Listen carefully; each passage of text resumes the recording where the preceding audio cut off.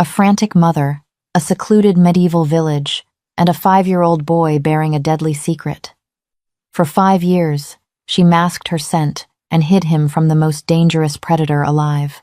But what happens when the ruthless Alpha King looks down and stares into his exact own eyes? The winter of 1482 was unforgiving, burying the remote human settlement of Briar Glen under 3 feet of jagged ice and relentless snow. For Clara Hayes, the bitter cold was a blessing.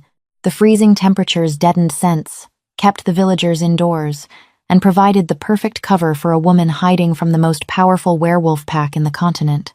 Clara stood in the courtyard of her small, thatched-roof apothecary, her breath pluming in the freezing air as she chopped firewood. Her hands, calloused from years of grinding herbs and brewing tinctures, gripped the heavy iron axe. "Mama, let me help." Clara spun around. Standing in the doorway of their cottage was Leo.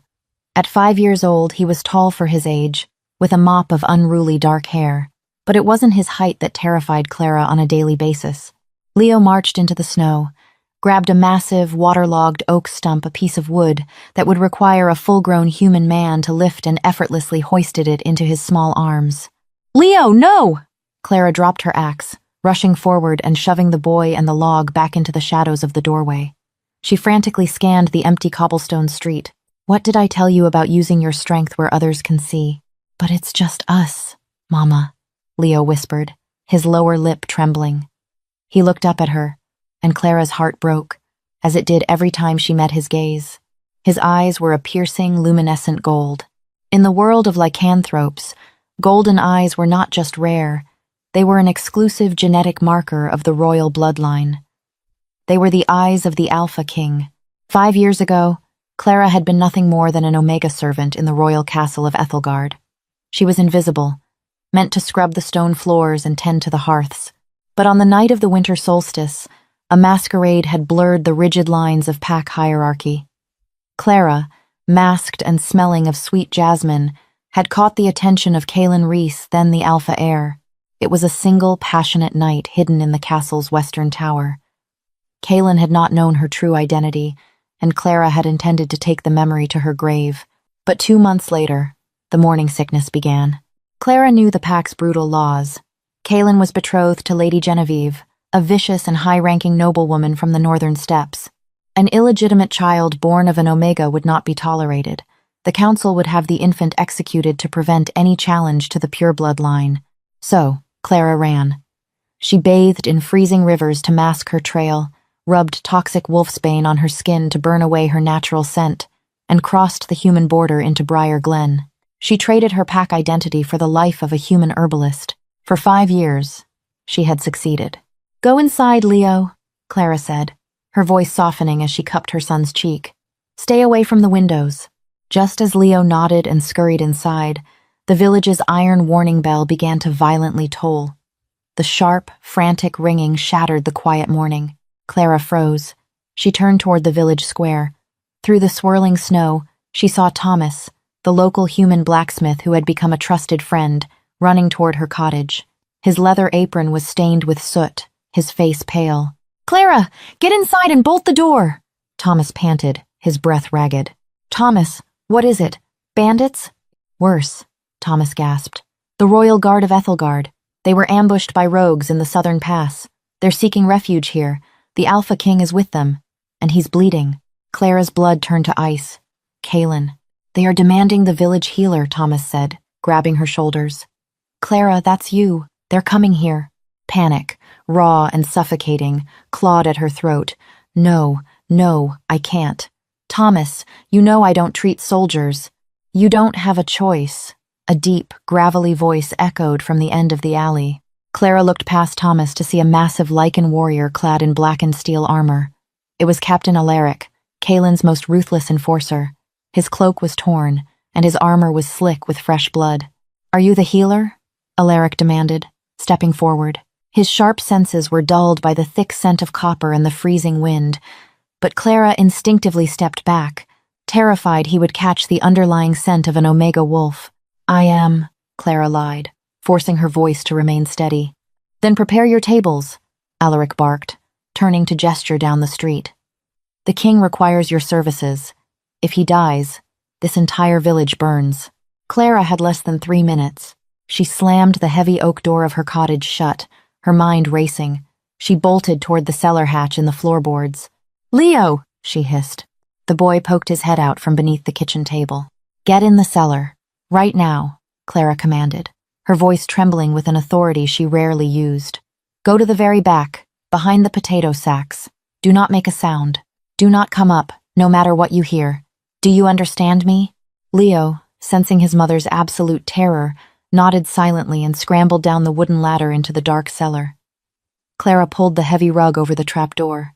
Next, she ran to her apothecary cabinet.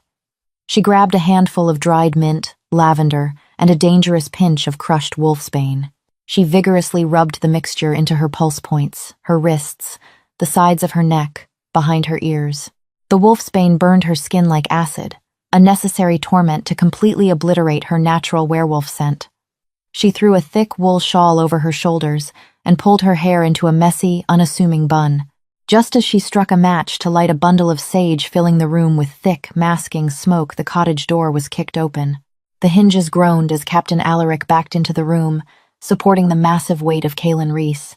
Clara's breath hitched. 5 years had aged him. Caelan was no longer the arrogant heir she remembered. He was a hardened, battle-scarred king. He was enormous, standing over 6'4", dressed in midnight blue armor that was currently punctured near his abdomen. A jagged, silver-laced arrow protruded from his side, poisoning his rapid werewolf healing factor. His face was pale, his dark hair plastered to his forehead with sweat, but his jaw was clenched in stoic defiance. "Put him on the large table," Clara instructed, forcing a harsh, raspy tone into her voice to sound like an older human woman. Alaric heaved the king onto the sturdy oak table, scattering Clara's dried herbs. "It's a silverhead," Alaric growled. The rogues coded their weapons. "Can you extract it, human?" "I can," Clara said, keeping her head bowed. She didn't dare look Caelan in the eyes. "But you must hold him down. The extraction will be agonizing." Caelan groaned, his head rolling to the side.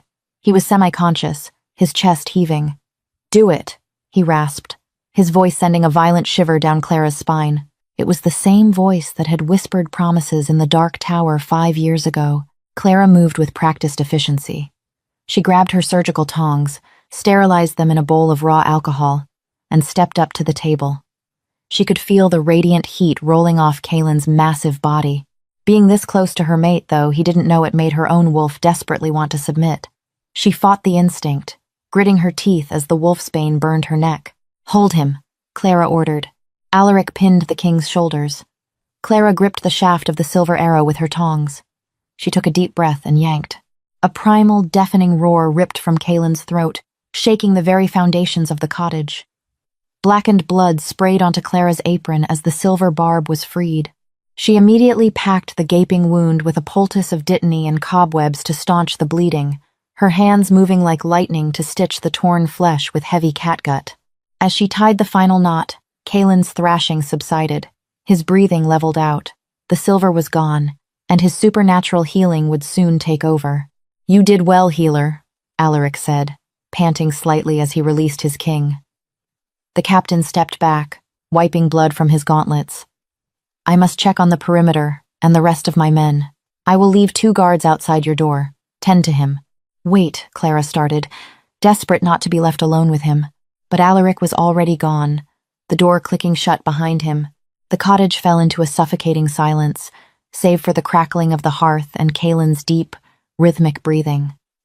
Clara stood by the basin, washing the king's blood from her trembling hands. The water turned a pale crimson. She needed to leave the room. She needed to go down to the cellar and stay with Leo until the king left. As she reached for a towel, she heard a sudden, sharp intake of breath from the table. Clara froze. "That scent," Caelan murmured, his voice groggy but lined with a sudden, razor-sharp alertness. Clara's heart stopped. Had the wolfsbane worn off? Did the blood wash away her masking herbs? Caelan shifted on the table, wincing as he pushed himself up onto his elbows. His dark, piercing eyes scanned the dimly lit room. He inhaled deeply, his nostrils flaring. "Smoke, sage, and wolfsbane," Caelan analyzed, his gaze locking onto Clara's back. "Why does a human healer reek of wolfsbane?" It is a powerful antiseptic, my lord, Clara lied smoothly, keeping her back to him as she furiously dried her hands. It keeps the infections at bay. Turn around, Kaelin commanded. Clara closed her eyes. This is it. If he saw her face, he might recognize the servant girl from 5 years ago. Slowly, she turned, keeping her chin tucked down. Kaelin narrowed his eyes, studying her features. The dim light of the cottage cast heavy shadows across her face. He seemed to search her for a moment, a flicker of something unreadable crossing his expression, before he grimaced in pain and grabbed his side. He didn't recognize her. The years of hardship, the plain clothing, and the lack of her natural scent had concealed her identity. Clara let out a microscopic breath of relief, but then, disaster struck. Creak. The sound came from the floorboards near the kitchen table. Clara's blood ran cold. Creak. The rug shifted. A small, pale hand reached out from beneath the fabric, pushing it aside. The cellar door groaned open. "Mama?" a small, frightened voice whispered. "Are the scary men gone?" Leo climbed out of the hatch. He was clutching a small carved wooden wolf that Thomas had made for him. He stood in the middle of the room, oblivious to the massive predator sitting on the medical table just 10 feet away. Clara couldn't move. She couldn't breathe. Kaelin's head snapped toward the noise. His eyes locked onto the small boy. As a lycanthrope, Kaelin's senses were unparalleled. Even through the heavy smell of sage and blood, he caught the faint, undeniable scent of a wolf pup. A child, Kaelin noted, his deep voice startling Leo. Leo gasped, dropping his wooden toy. He looked up at the giant, blood-soaked man on the table. "Leo, go back down," Clara whispered frantically, stepping between the king and her son. "Now!" But Kaelin's hand shot out with terrifying speed, gripping Clara's wrist with a grip like iron. He moved her aside effortlessly. "Wait," Kaelin commanded, his voice suddenly dropping an octave. The air in the room grew unbearably heavy, suffocating under the weight of his alpha aura. Kaelin swung his legs off the table, ignoring his freshly stitched wound. He stepped toward the boy. He towered over Leo like a mountain of muscle and shadow. Clara lunged forward. "Please, my lord. He's just a boy." "Silence!" Kaelin roared, his aura pinning Clara to the floorboards. She dropped to her knees, unable to fight the sheer, dominant power of the Alpha King. Kaelin knelt down, his massive armored frame dwarfing the 5-year-old. He reached out, his blood-stained fingers gently tilting Leo's chin up toward the firelight. Leo didn't flinch. The boy possessed the courage of a true-born predator. He stared back at the giant man with wide, innocent eyes. The firelight caught Leo's irises. Kaelin stopped breathing. The world seemed to violently halt on its axis. Staring back at the Alpha King were 2 perfectly round, luminescent, piercingly golden eyes. The undeniable, exclusive mark of the royal house of Reese. Kaelin's hand began to tremble. He slowly turned his head to look at the kneeling, terrified woman on the floor. The wolfsbane, the secluded village, the absolute terror in her eyes, it all violently clicked into place. "By the goddess," Kaelin whispered, his voice trembling with a mixture of awe, rage, and earth-shattering realization. "These are my eyes." The silence inside the tiny apothecary was absolute, broken only by the fierce, ragged intake of Kaelin's breath. The Alpha King, a man who had slaughtered entire rebel factions without a second thought, was completely paralyzed by the sight of a 5-year-old boy. The firelight danced across Leo's face, catching the brilliant, unmistakable gold of his irises. It was a genetic signature impossible to forge, a flawless mirror of the very eyes Kaelin possessed. "My lord, please," Clara whimpered. She remained pinned to the wooden floorboards by the suffocating weight of his alpha aura, her hands trembling as she reached toward her son. "He is just a child.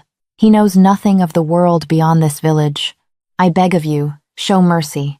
Kaelin slowly pulled his gaze away from the boy and locked it onto Clara. The confusion in his expression morphed into a terrifying, possessive storm. He ignored her pleas, his mind rapidly connecting the fragmented pieces of a 5-year-old puzzle.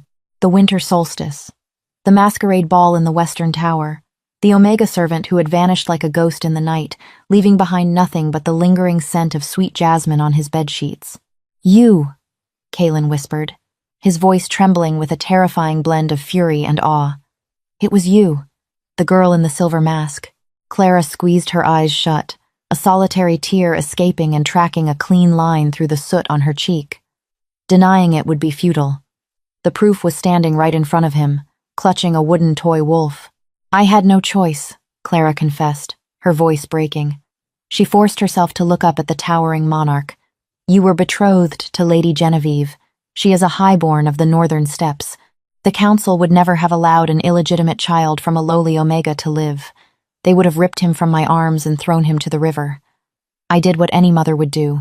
I ran. Kalen's jaw clenched so tightly the muscles fluttered beneath his battle-scarred skin. He stood up, towering over them both. His massive frame seemed to swallow the light in the room. He reached down and firmly grasped Clara's arm, hauling her to her feet with effortless strength.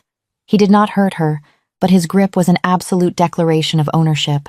You hid my own flesh and blood from me, Kalen growled, his voice a dangerous low rumble that rattled the glass vials on her shelves.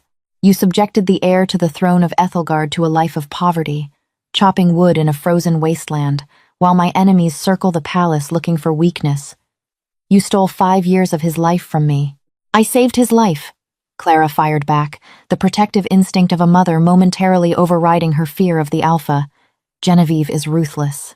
She would have poisoned him in his crib to secure her own future offspring's claim to the throne. You know I speak the truth. Your court is a den of vipers, Kalen. This village was the only sanctuary we had. Hearing his first name fall from her lips sent a visible shockwave through the king.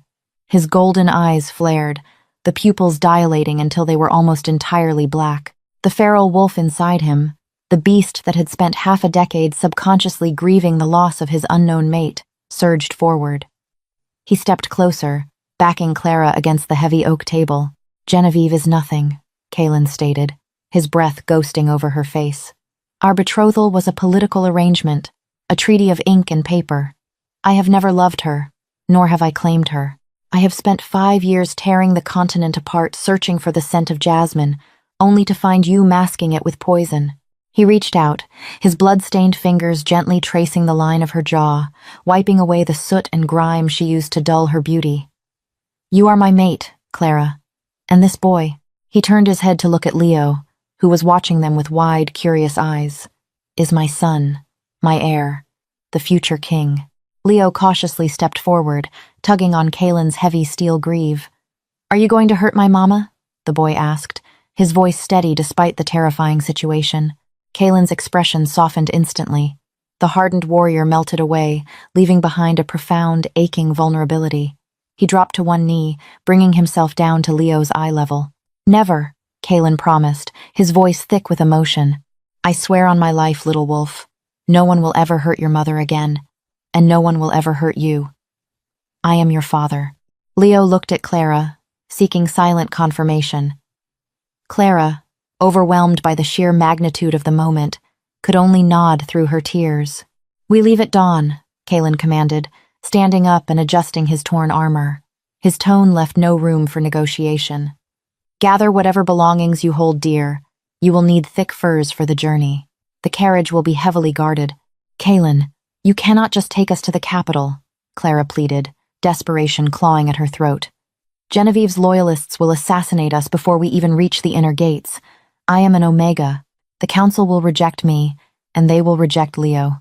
Let them try, Kalen snarled, a savage smile touching his lips. I am the Alpha King.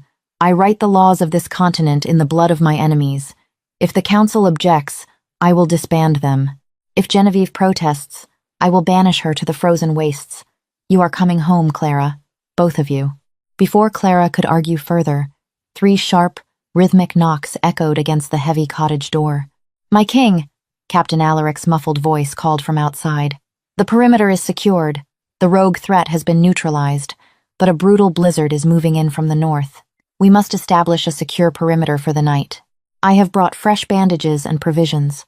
Enter, Kalen commanded, his posture instantly shifting back to the regal, imposing authority of a monarch.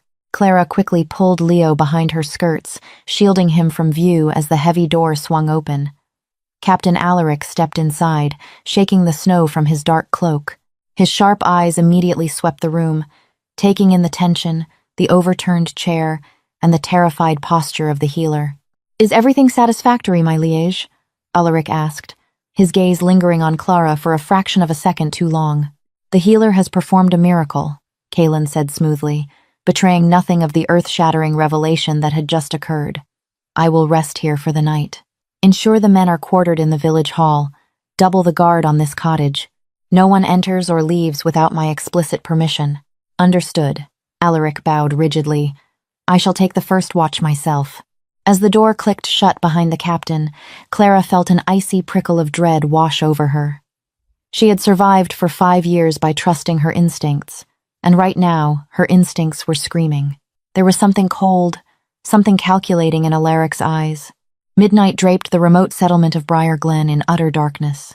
Outside the fragile walls of the apothecary, a blizzard raged without mercy.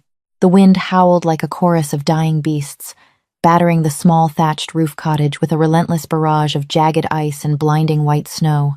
Inside, the hearth fire had burned down to red embers, casting long, twisting shadows that danced across the wooden walls. Kaelin rested heavily on the small cot tucked into the corner of the room. His unnatural lycanthrope healing abilities were already working to knit the torn flesh of his abdomen together. He was deeply asleep, profoundly exhausted from the massive blood loss and the traumatic, agonizing extraction of the silver-laced arrowhead. The poison had drained his legendary strength. Clara sat in a creaky wooden rocking chair directly beside the hearth, holding her 5-year-old son tightly against her chest. Leo had fallen asleep hours ago, oblivious to the deadly political storm brewing around them. Clara, however, could not find rest. Her mind raced frantically with terrifying visions of the royal court of Ethelgard. She knew the brutal nobility. They were vain, exceedingly cruel, and utterly obsessed with pure-blood lineage. They would view a lowly Omega Queen as a profound, unforgivable insult, and a half-Omega heir as a repulsive abomination that needed to be eradicated immediately. Crunch. The sound was faint, barely audible over the roaring wind, but Clara's heightened hearing caught it instantly. It was the distinct noise of a heavy armored boot compressing the fresh snow directly outside the back window of the cottage. Clara froze completely. She gently placed the sleeping Leo onto the soft hearth rug, wrapping him tightly in a thick wool blanket to keep him warm. She moved silently toward the apothecary counter, her trembling fingers wrapping firmly around the smooth wooden handle of her heavy iron herb-chopping knife. Click. The heavy iron latch on the back door slowly lifted upward. Someone was expertly picking the lock.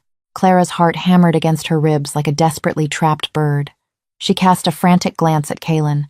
The Alpha King remained deeply asleep, his breathing heavy, rhythmic, and even. The silver poison had drained his energy so significantly that it would take several more hours for his legendary senses to fully return to their absolute peak condition. She was entirely on her own. The back door creaked open, letting in a violent swirl of freezing wind and blinding white snow.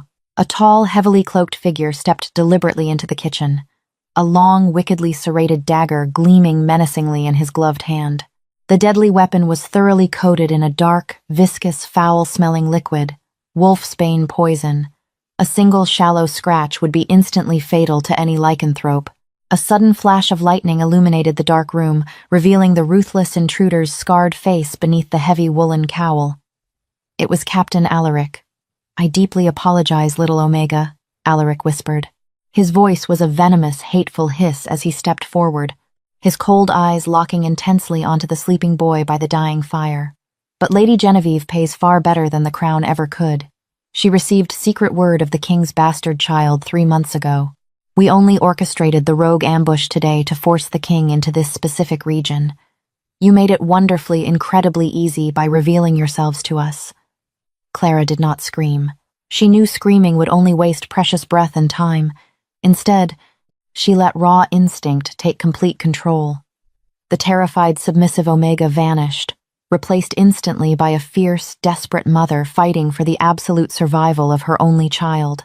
Alaric lunged violently toward the hearth, raising the poisoned dagger high above his armored head to strike the sleeping boy.